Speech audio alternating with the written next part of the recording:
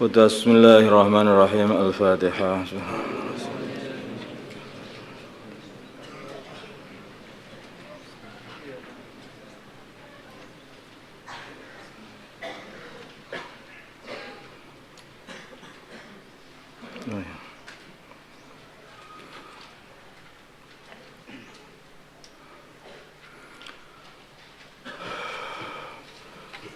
Ini deskripsinya, jadi keputusan Fathul Masail Rabu 1 Muharram 1445 Hijriah 19 Juli 2023 Masehi. Masalah KUH mewakilkan nikah. KUA mewakilkan nikah. Deskripsinya begini. Wali hakim atau KUA yang seharusnya menjadi wali dari anak namanya maksudnya anak apa ini? Anak mama, anak hasil zina.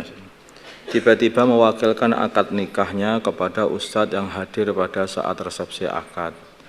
Tiba-tiba mewakilkan akad kepada ustadz yang hadir pada saat resepsi akad, dikarenakan ada tugas yang harus dia selesaikan pada waktu yang bersamaan. Pertanyaan, bagaimana hukumnya kepala KUA mewakilkan akad kepada orang lain sebagaimana deskripsi di atas? Ada seorang anak zina yang seharusnya walinya ini memang KUA, kemudian KUA-nya malah, kepala KUA-nya malah mewakilkan kepada orang lain.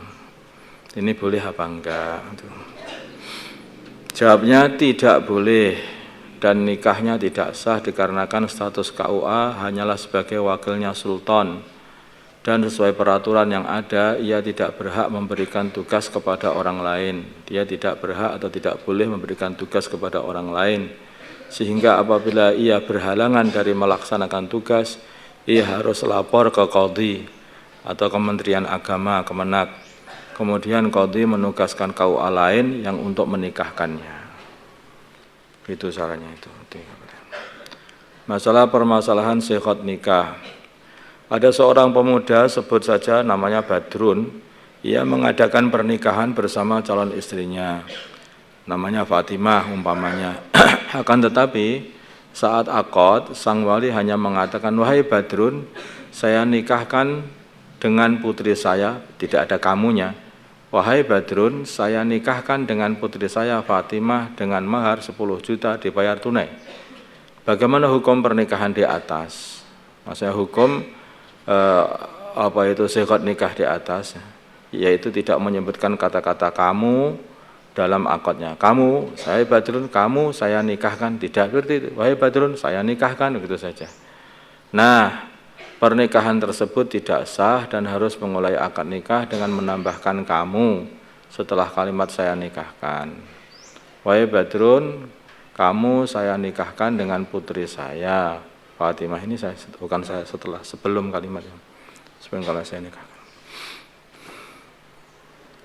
Sebelum kali setelah wahai Badrun, kamu saya nikahkan dengan putri saya, atau dibalik juga, wahai Badrun saya nikahkan kamu, jika boleh saja. Wahai Badrun saya nikahkan kamu dengan putri saya Fatimah, seperti itu. Nah, yang benar sifatnya seperti itu. Nanti kalau tidak ada lafal kamunya, itu jadi tidak sah karena enggak genah itu ngomong itu. Tata cara menyewakan rumah kontrakan. Pertanyaan, bagaimana tata cara transaksi yang benar dalam menyewakan rumah kontrakan baik secara harian, bulanan atau tahunan? Caranya itu dengan menyebutkan waktu dan harga sewa secara jelas. Nanti ada contohnya. Pertama, yang kedua, bila masa sewa belum habis atau sudah habis, sedangkan ia ingin memperpanjang masa sewa, maka harus dengan akad yang baru. Kalau sudah habis, ingin memperpanjang lagi, harus akad yang baru. Nanti nggak bisa kok. Ini contohnya, contoh sewa yang benar, sewa menyewa yang benar. Saya sewakan rumah ini kepada kamu selama 1 bulan dengan harga 200.000 per bulannya. 200.000 kita saja, nggak ada per bulan. Saya sewakan rumah ini kepada kamu selama 1 bulan dengan harga sewa 200.000. Jelas ya? Nah, akad yang salah.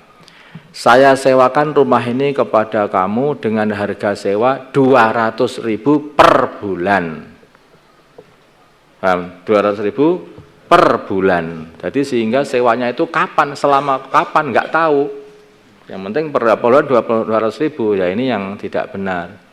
Yang seperti ini tidak sah akad sewanya karena tidak ditentukan waktu pemakaian rumah itu atau masanya nggak ditentukan. Jelas ini ya. Nah, jadi kalau sudah masa harus ditentukan, bukan hanya per bulan kayak buat riba ini per bulan segini. Jadi antara riba dengan mu'ajjal kan beda kan. Nah, bisa mana mu'ajjal kan beda.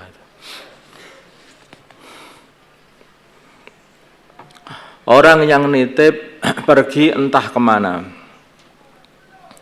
Ada seorang santri menitipkan sejumlah uang kepada ustadznya, kemudian santri tersebut pulang dan tidak diketahui lagi keberadaannya. Bagaimanakah cara mentasyarufkan uang tersebut? Nah, jawab. Apabila orang yang ia titipi sudah mencari semaksimal mungkin dan tidak menemukan orang yang menitipkan, maka uang tersebut digunakan untuk masalah umat dengan mendahulukan perkara yang paling penting.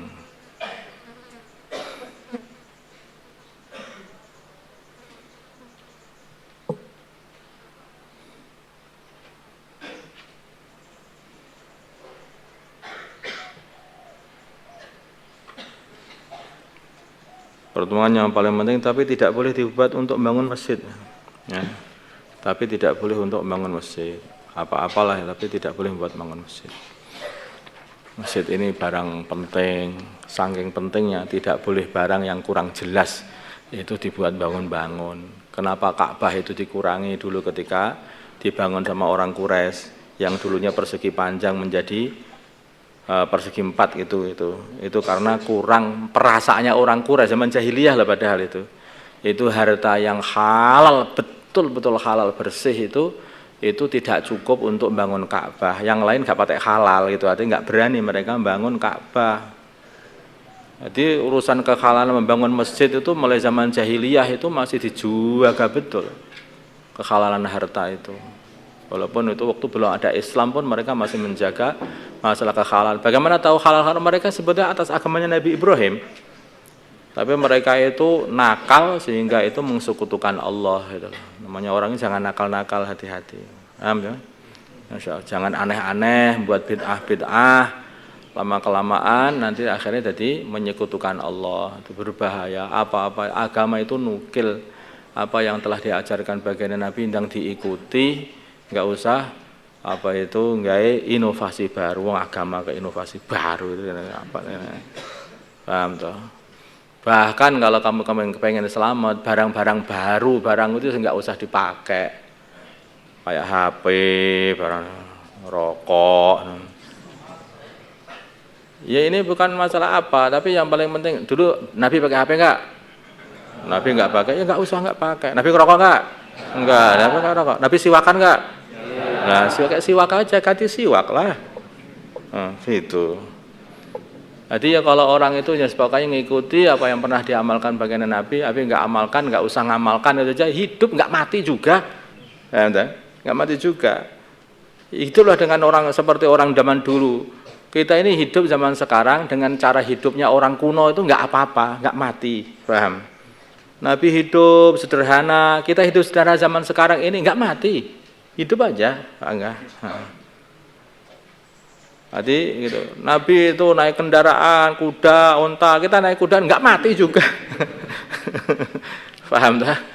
Jadi enggak usah yang aneh-aneh lah orang itu. Semakin kamu aneh-aneh, bingung gitu. Ada kipas angin, ada listrik, ada macam-macam fasilitas, terus bingung sendiri. Ini bangun bayar listriknya. Kalau kamu hidup sederhana, kamu nggak perlu bayar listrik. Lah penerangannya apa? Api. Buat api itu murah api itu. Nah, buat aja api murah. Allahumma shalli ala sayyidina Muhammad wa ala sayyidina Ibrahim wa ala sayyidina Ibrahim. Alhamdulillah.